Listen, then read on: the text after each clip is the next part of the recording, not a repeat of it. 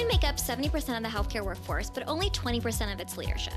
On Her Story, we'll explore the careers of bold and influential women from Silicon Valley to Capitol Hill and learn how they've overcome the odds. I'm your host, Sangela Jane, and this is Her Story, a program where we explore what's beyond the glass ceiling. I'm delighted to introduce you to Jaylin Williams, CEO of Air Methods, one of the largest patient transportation companies. Jaylin, thanks for being with us today.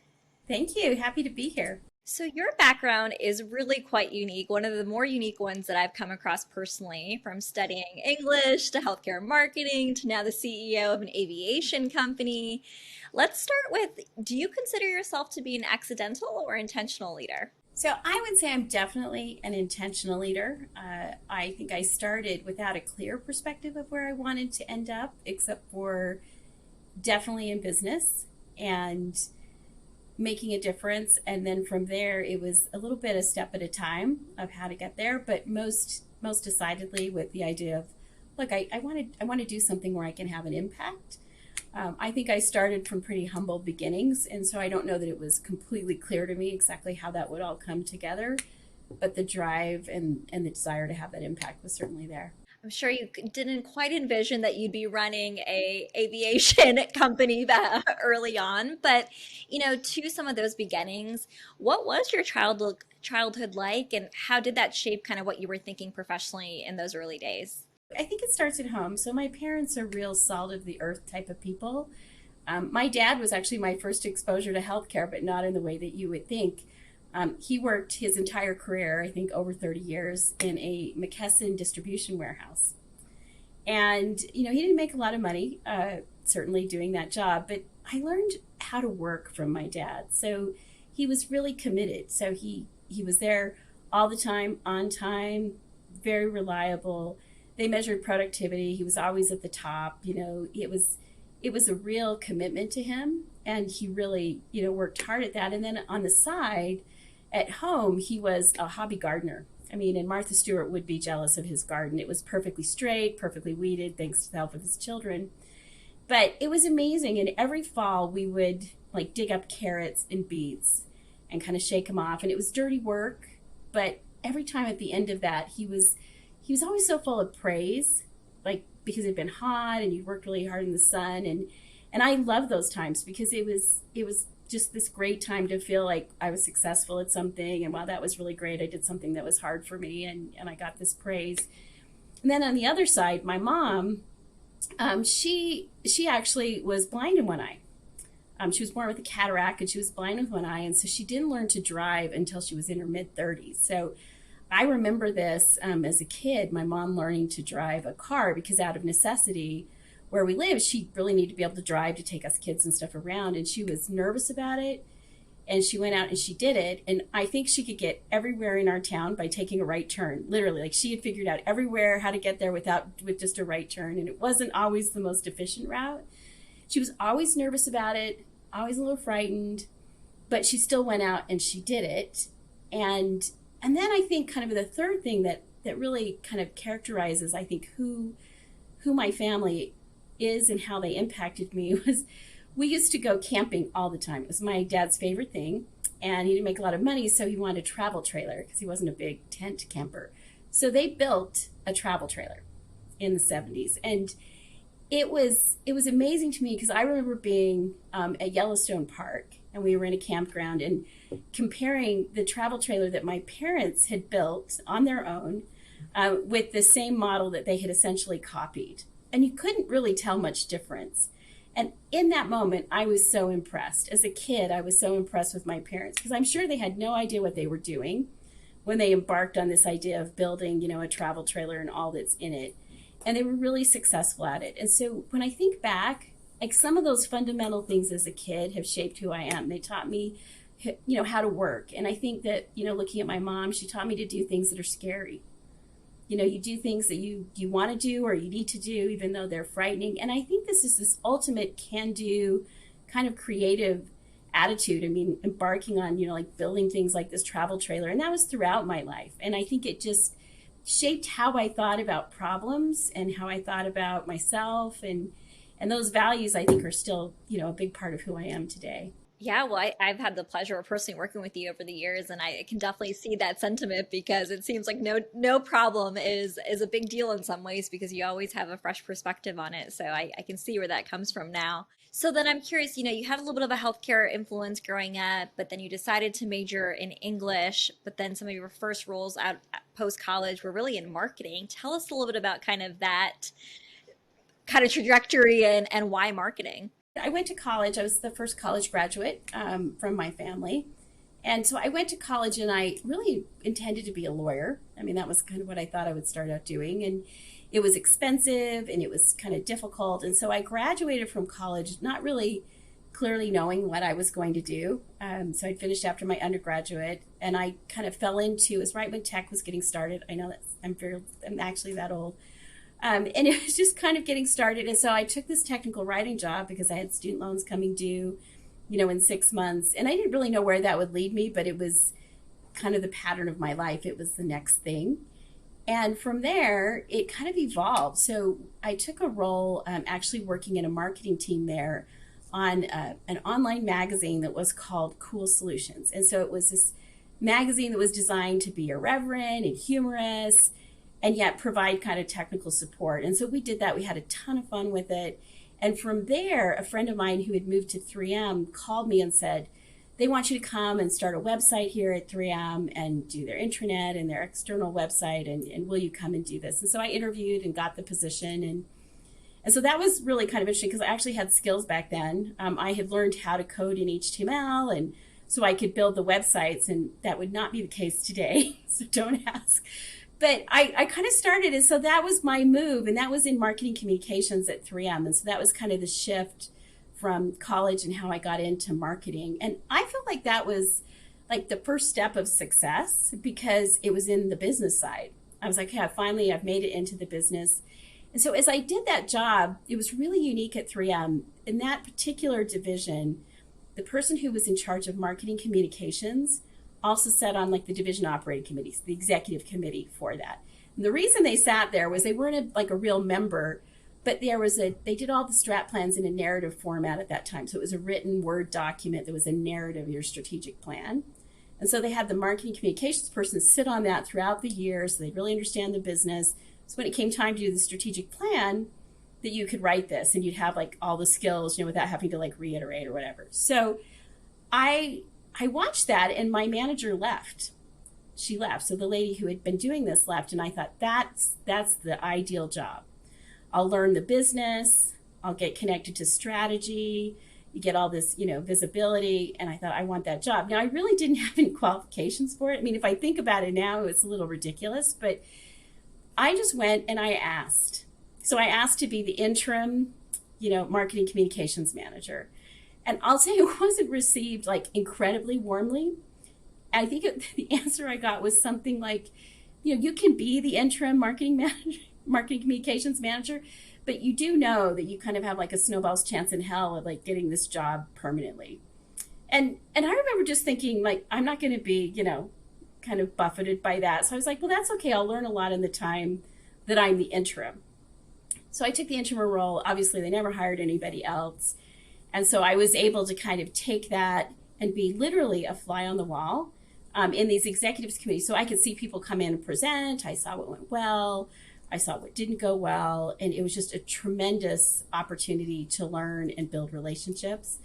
And that moved on to kind of the next opportunity, which in between there, Jim McNerney came to 3M as a new CEO. And with him, he brought the whole idea of we're going to be a Six Sigma organization. And the way that they rolled that out is they took all the high potential employees and they invited them to basically be either master black belts or black belts as a development. And then you did that for 2 years. And then they would kind of catapult you into this great opportunity if you did well. And I think you just sunk into oblivion or whatever happened if you didn't. But I was invited to be a master black belt for the division, so the lead. Now, the only problem with that is I was an English major. So I was sort of thinking, what am I doing? This is a statistical job and it's all math related and you got the English major doing math. And one of the key things that I learned from that I think is really something to take away for people is that I stepped out and took a job that it it was kind of risky. I didn't know how I would do. I didn't know if I would even have the skills to do it really well, high visibility. And I spent a lot of my nights studying statistics. I really did. Studying it, figuring it out. My life was, it was standard deviations, and it was, p values and r squared, and it all came together. I mean, and it took a lot of work, but I think the key thing was sort of seeing that as such an opportunity and just stepping out and taking it, even though you knew that you weren't 100% match. Well, that's just so powerful, though, right? Because, so many of us, don't put ourselves out there like you did to say, hey, I can help with this job. But you've really, I think healthcare is one of those few industries where it does seem like it's kind of technically oriented, right? You have to have some kind of foundation there. But I love that you basically challenged the status quo and said, I'm going to figure it out and I'm going to learn it as I go. Well, it's kind of a theme. I will say, Sanjala, it's been a theme. And, coming out of that Six Sigma experience, the whole hope was to get a P&L, which I did. But the P&L was to go to Atlanta and run an acquisition that we had acquired about 3 years before. And the acquisition was a consulting firm that did revenue cycle consulting for hospital providers. I had zero experience in revenue cycle for hospitals. So I was going to run a consulting business to go in and tell CFOs how to improve their revenue cycles. And I thought this could go either really well or this just could go really bad. And I remember sitting back and thinking, well, Atlanta is a very large city. So if it doesn't go so well, I probably can find a job. It'll probably be okay.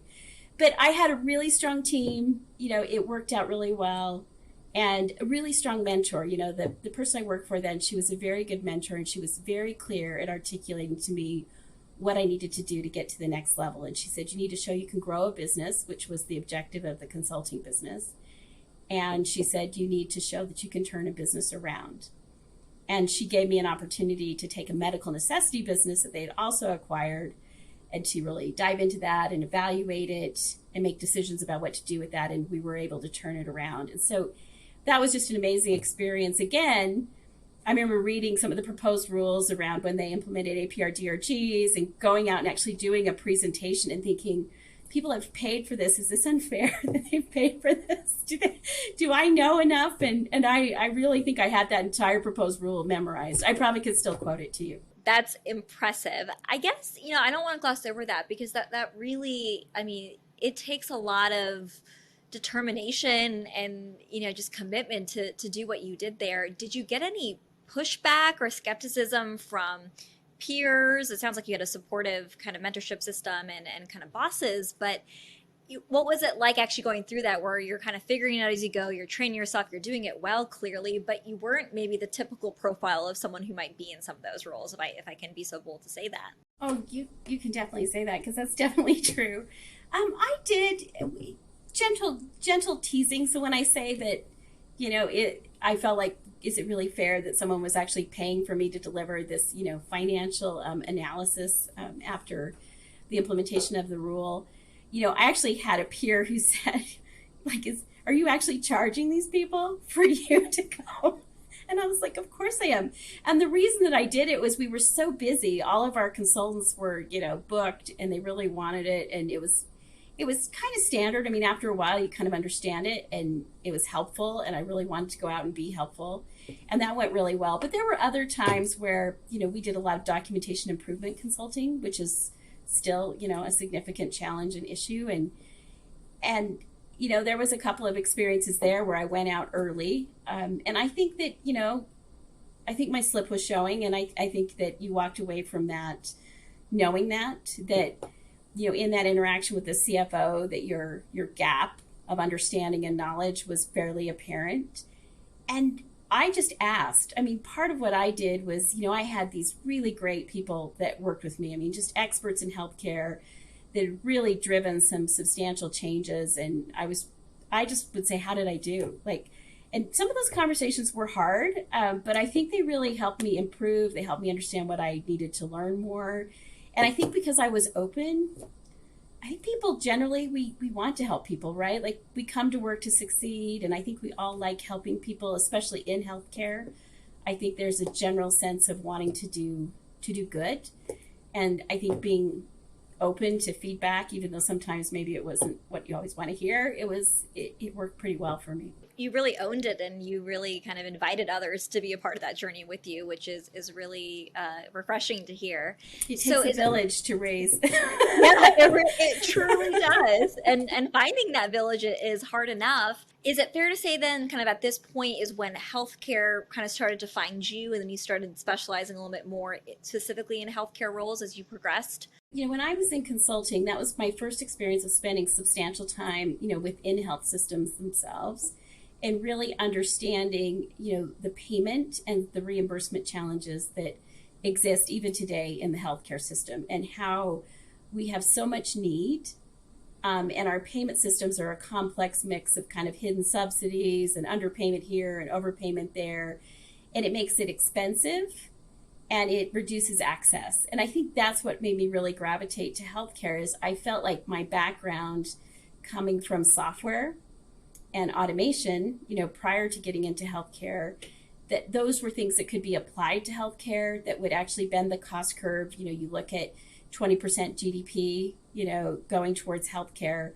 And I just kind of caught a bug that, there's a marriage here. There is something that technology and that my background can bring that will really have a positive impact on healthcare and make it affordable and make it accessible. So that was kind of the genesis of, wow, I think this is the industry that I choose to stay in. And so you pursued a lot of that while you were at 3M. I think we had the pleasure of working together many years ago when you were leading up some of the healthcare marketing efforts there. Fast forward a little bit to then why you made the leap over to Air Methods. Yeah, well, there's actually a piece in the middle there that I think is really interesting, and it was really transformative to me. And that was that I had the opportunity when I was at 3M to be part of a small group. There were 5 of us, I believe, that were mentored by the CEO of 3M Company, all of 3M Company. And one of the things that he taught us in that, or an activity, I guess you'd call it, he had us do, was to start with the end in mind. So he had us put out a kind of a paper, and it had, an X and a Y graph, and kind of, up in that top right corner, what is your ideal job? Like, what is it where do you want to end your career? What's the job you want to have? And mine at the time was I wanted to be the CEO of the Red Cross.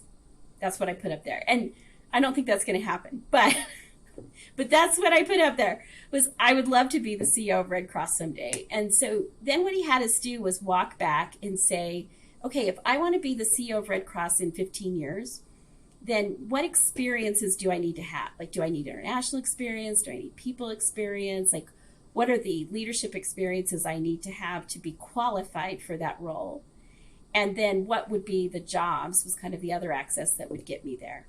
And so that was really transformative for me, because it's actually why I left 3M and went to GE, is I realized if I ever wanted to be the CEO of Red Cross, I needed more breadth of experience. So I had all these great, continual, expansion of opportunities within 3M. I needed to get expansion and broadening, my exposure to healthcare outside of 3M.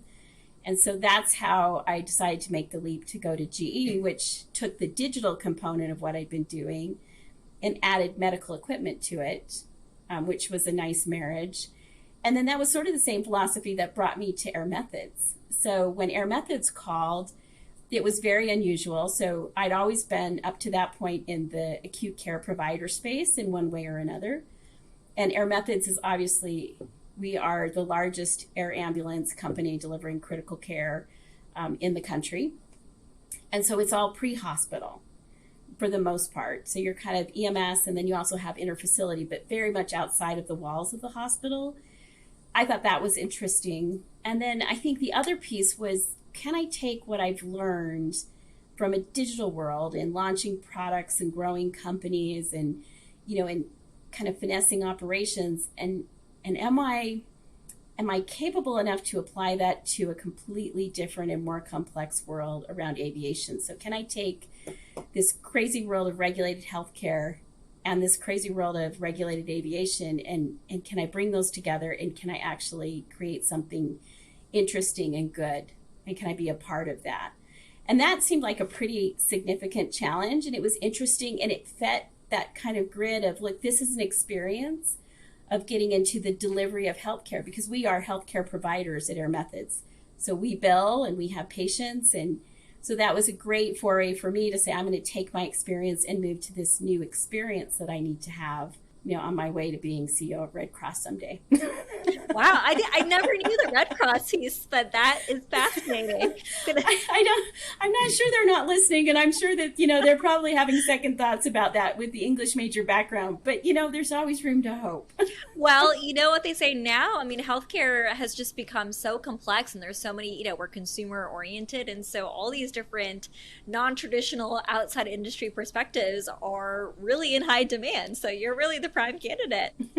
So I remember, you had just come to Air Methods and you started off more in the, sales and marketing function, and you were heading that up and you were asking, all the tough questions and really kind of taking inventory of where the company was headed. But then relatively in short order after, you then took over as CEO of the organization, which is probably not what you came in to originally do. Tell us just kind of a little bit about kind of your goals going into the role of CEO. Like, what were your initial thoughts of, what you were really wanting to accomplish? The initial year that I was here and I got a chance to learn a little bit about Air Methods as a provider and the role that we play in healthcare. So what part of the healthcare system we provide. What became really apparent to me is that we are the link between rural access and healthcare for critical care. So as we watch all the critical access hospitals close because of, funding and financial issues, it's leaving huge swaths of the population with literally zero access to critical care. And for things that can be, solved by the medical prowess that we have. And so if you think about like a stroke is a time-based event that in many cases, if I get the right treatment and I get the right medication, I can have a stroke and literally within hours I can walk out of that hospital as good as new. But the alternative is if I don't, then I could have, permanent disability, I can have long rehab. And so it really I just gravitated to the fact that we are the link for these people and we can save their lives, and that this business is important. And it's an important part of our healthcare network, and it's a part of it that people don't often think about. We don't talk a lot about it in the healthcare publications, and it's kind of out there. And so as CEO, I felt that there was an opportunity to bring some of what I know from the digital space, watching the space be largely disconnected, largely non-digitized, and to both bring awareness of what a critical component this is, as well as to bring digitization to, what we're doing, and maybe even bring a few innovative things like drones and stuff into the space. So that's what was super exciting, and we've kind of started to embark on some of that, and I think our teams are amazing. They do heroes work every day, and I just admire them so much. Well, you have proven time and time again that you're always up to rise to the challenge and, try new things and learn new things. So I'm curious, becoming a CEO of, a large organization, a very important organization, there's a learning curve with that too. What were the most challenging parts of those first 90 days when you entered the role? Well, when I entered the role, I would say the most challenging part was that it was right as COVID was entering the country. So, within 3 months was when, we shut down. And so that's a pretty heavy lift as the new CEO to think about that. And I think, one of the challenges there is that sometimes there's a preference to say, let's go for structural change. Let's structurally take cost out. Let's reduce people, and yet I felt so strongly, and I think my leadership team did as well, that we have a commitment to the communities that we serve. Like, it's a contract in a way. I mean, because we're their access to healthcare. So in this time, it's not really the time to reduce spaces or to reduce staff. And so I think some of the hard things were, as a new CEO, I went to the leadership team and I asked them to basically cut all their pay. We cut a few things like, 401k and vacation benefits, but we were able to not have any furloughs or layoffs, which allowed us to keep our bases, even though they weren't in operation, and to be there. And so after a little bit, then we obviously started transporting a lot of COVID patients. And our supply chain, which we had invested in quite a bit, was able to supply PPE when people were not able to get it. And we were even able to share it with other air medical providers and even with some of our hospital partners. And we shared ventilators and really were able to kind of meet that commitment.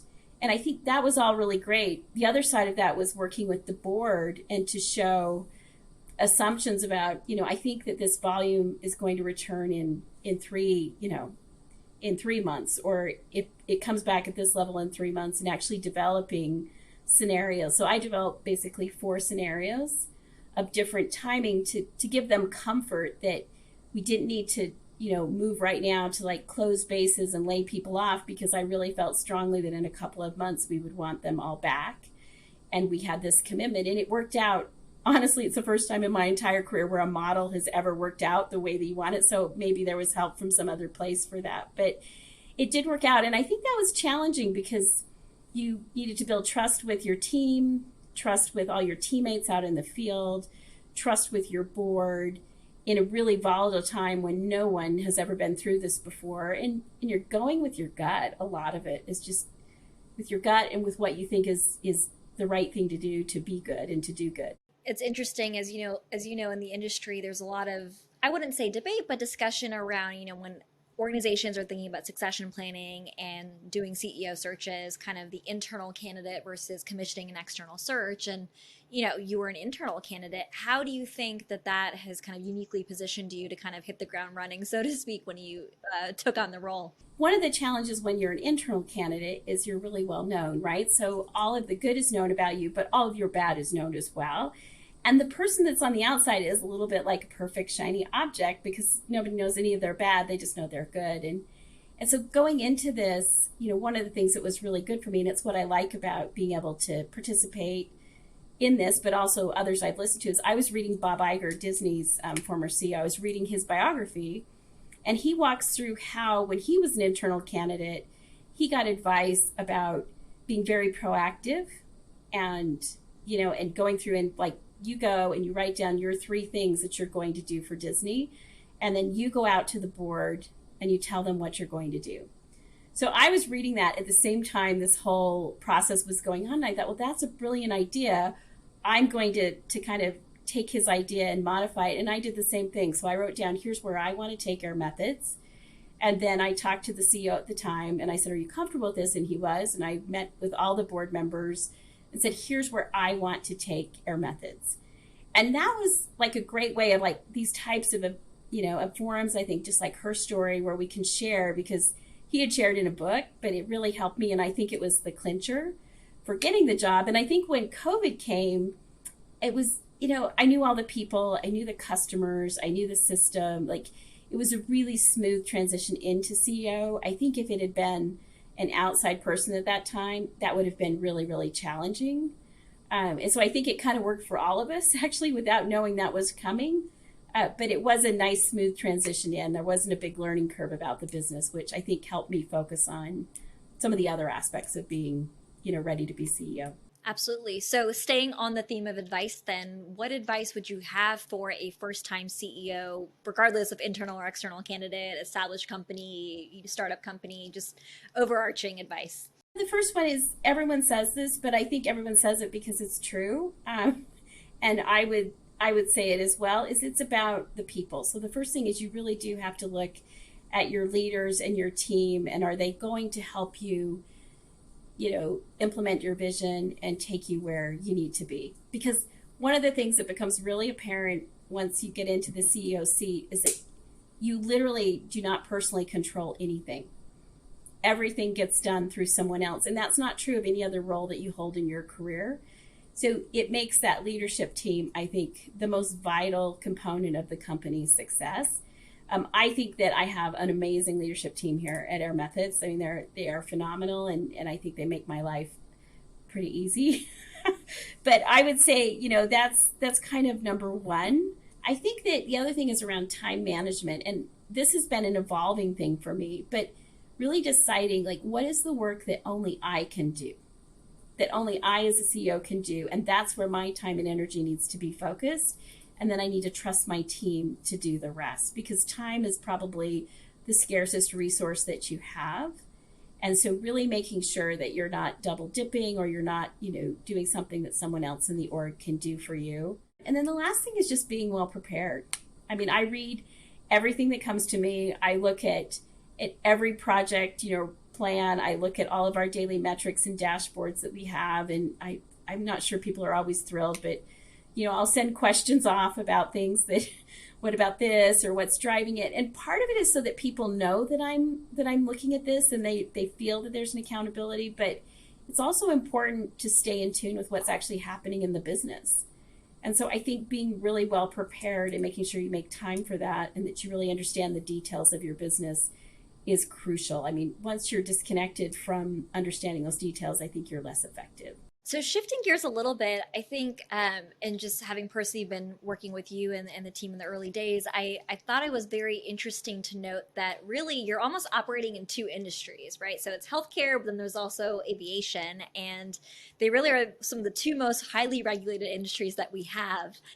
I'm curious, like, what lessons have you learned kind of from each of them, and how do they kind of apply to each other? They are really dissimilar, but they're actually more similar in some ways than you think. So the driving principle of both healthcare and I think aviation is safety, right? So we think about patient safety in both. And safety is such a key component of aviation as well as healthcare. And as an organization, you can see that complement and come together in the culture. And we have really focused a lot on creating a just culture. So raise your hand, when something isn't right, and trying to not have people feel like there's punitive consequences for calling out, something that's not there. Really, really complementary components of those two businesses. The other thing when you say that, and I'm thinking about it, that's really different, is I think that, in both of these, kind of back to where we started, you're talking about highly skilled, very technical, highly trained workforces. So really our teammates, even though they do very different things, pilots and clinicians, I think there's this tremendous respect and camaraderie because they are both really very, very highly trained individuals that are working, at the top of their skill set to deliver life-saving care. And they're very committed to the mission. I mean, the mission is, I think, a driver for most of our teammates. So a lot of similarities when it comes to that. There is regulation on both sides for sure. And that keeps all the lawyers busy, so they like that. But I think there's a little bit more similarity there than maybe sometimes we think off the top of our heads. Just honing in on that, one of the pieces that I think is somewhat new for some stakeholders in healthcare is the idea that the government is the largest payer and regulator of healthcare services. And, I think hospitals and health systems are getting accustomed to that. Some of the newer entrants, maybe less so. What advice would you have for kind of other healthcare leaders as it relates to kind of navigating a business within some of those regulatory limitations, so to speak? Well, it's not easy. So having a background in revenue cycle, I understand payment very well. I think moving into Air Methods has been really challenging. So we pick up anybody and everybody who needs care. So 70% of the transports that we complete are either Medicaid or Medicare, and they are reimbursed significantly less than even the cost of the transport. So we lose money on those.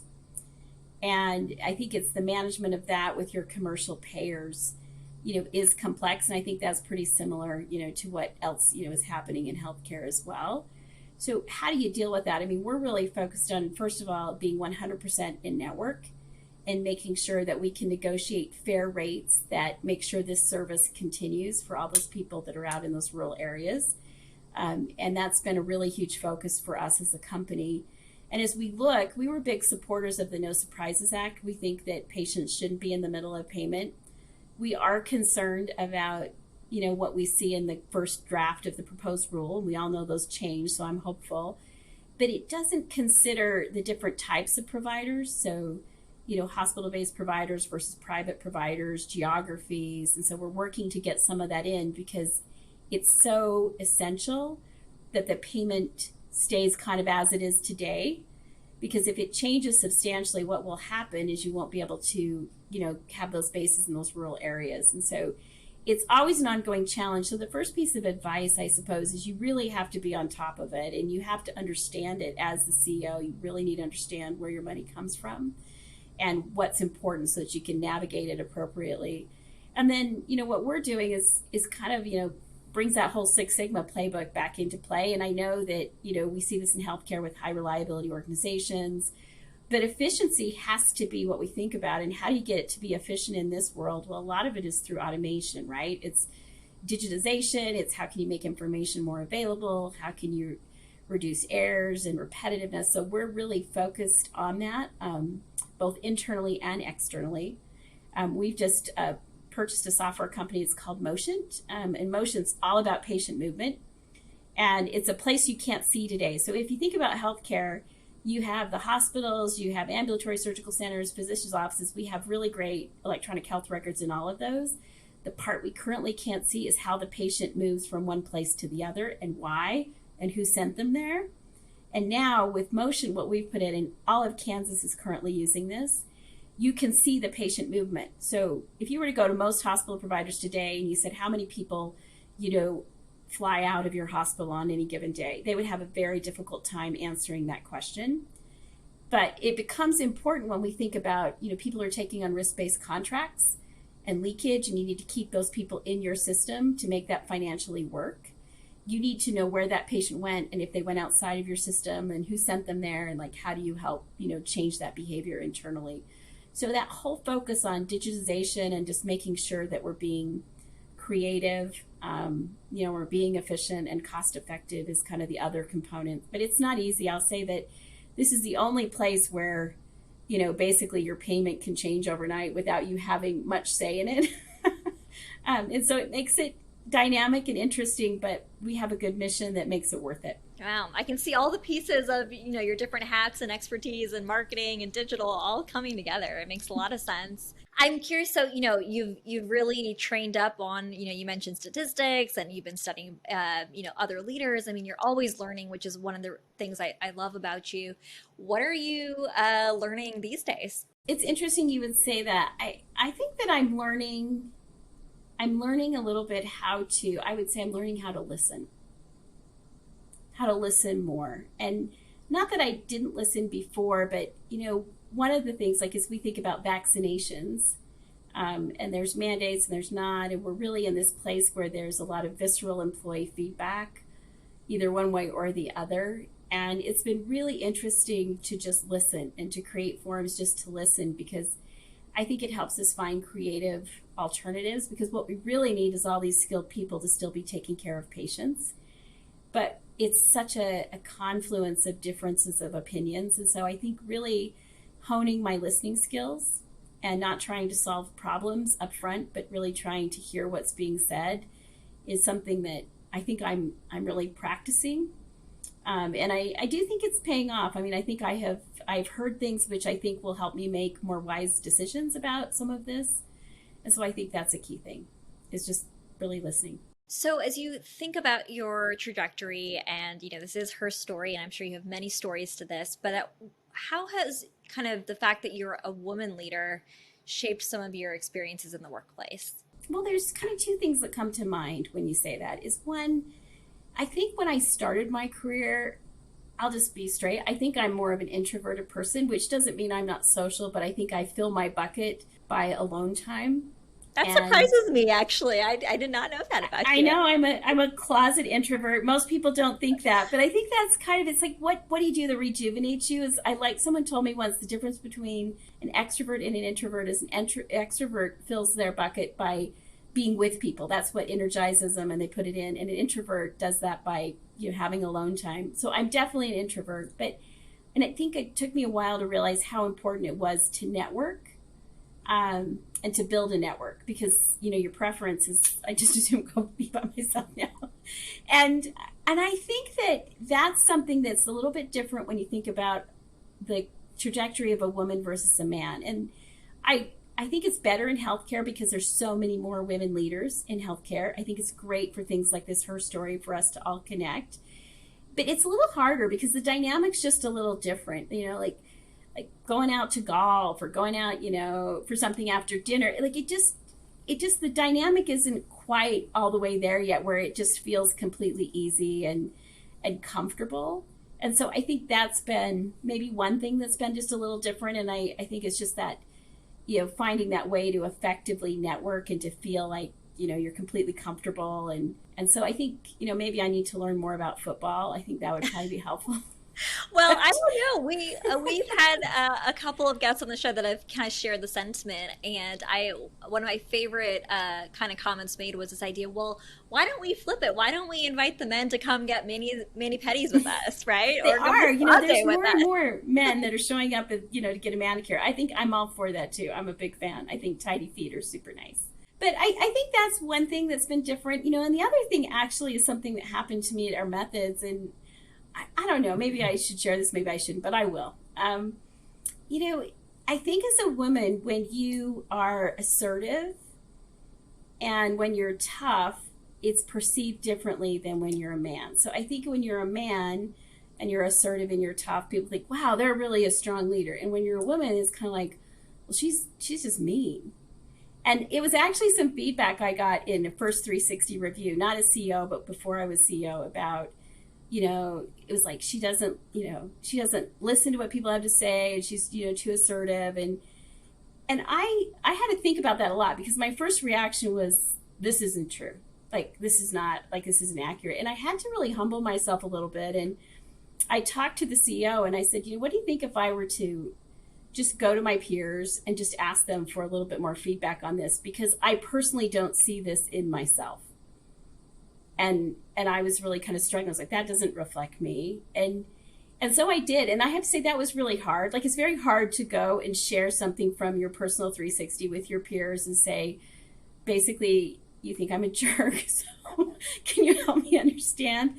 And I got some good feedback, like about being vulnerable, about, sharing more of your personal life. Like, I tend not to share a ton of my personal life, and just sort of making it easier for people to connect to you.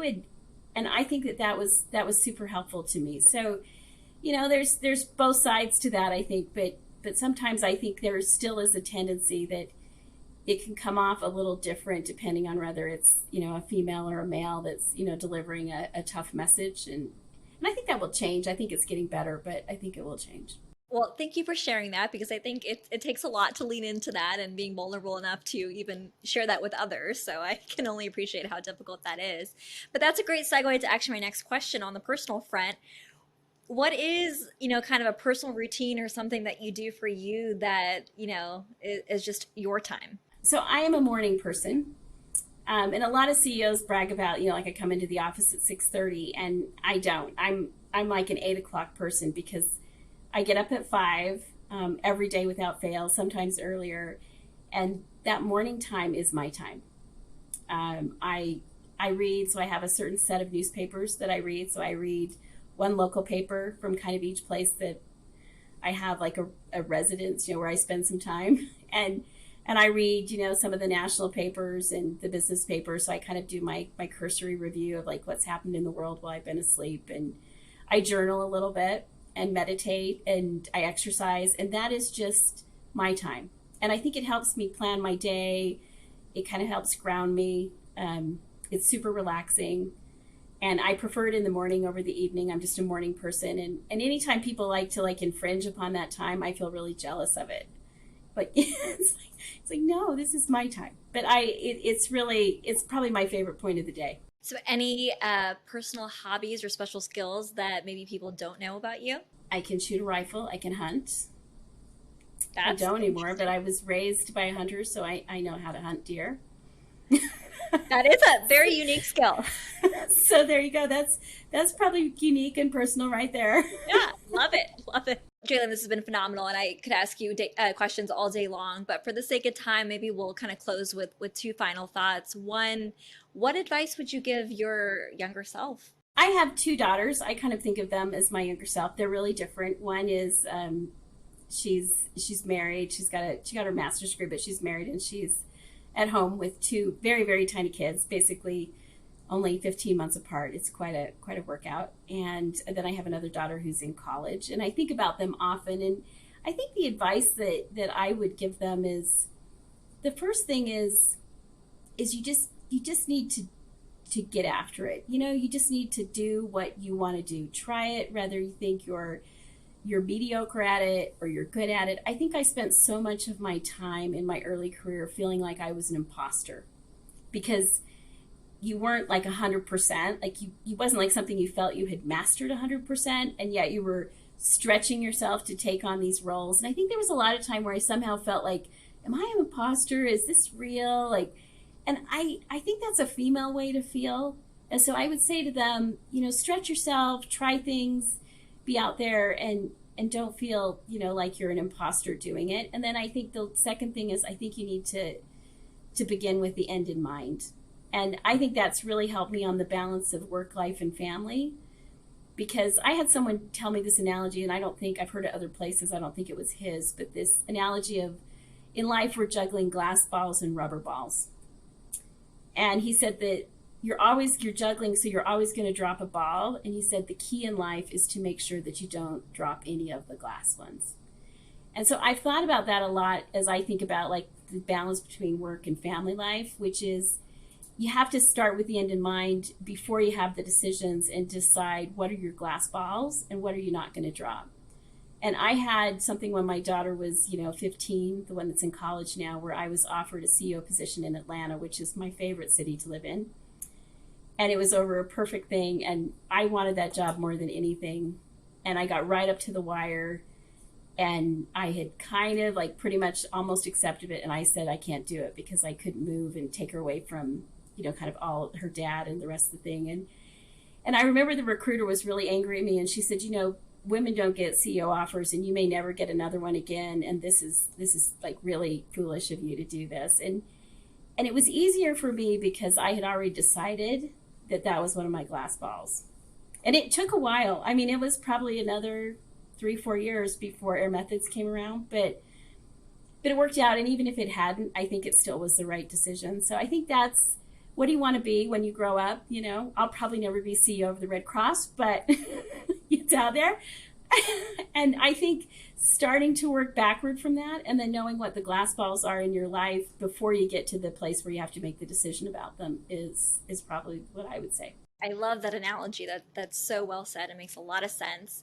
I guess as an English major at your core, then I'm really interested with the end in mind. What do you think about the autobiography that's going to be written about your leadership legacy one day?